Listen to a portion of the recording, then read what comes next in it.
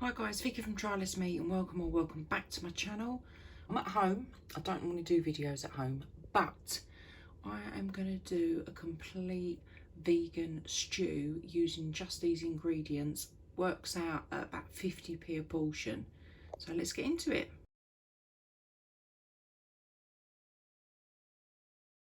I just want to go through the ingredients quickly. So what I've done is, you saw that I've just cut up a carrot, an onion, a leek, one potato and a whole swede. Obviously I've washed and drained some butter beans. We've got about 100 grams of pearl barley and red lentils.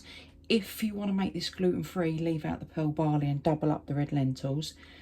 I've got some stock. You can just use a stock cube. I like to use vegetable concentrate. This is suitable for vegetarians and vegans, but for me it's less plastic waste and less packaging because you only use a little bit like that and that lasts us forever.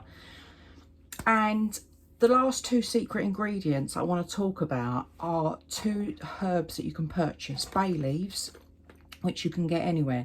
This really brings out a vegetable stew, and Bouquet Garni, and a lot of people are like, I have no idea what that is. So I just want to show you. It looks like a tea bag, but it's full of herbs and spices, and it's just a way of putting more sort of spice into your sort of herbs, should I say, into your food.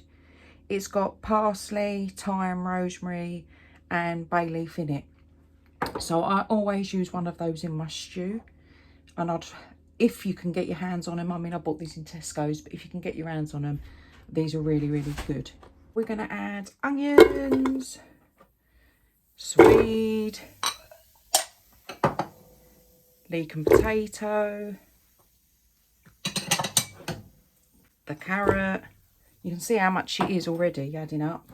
The tin of strained butter beans, red lentils, pearl barley, stock,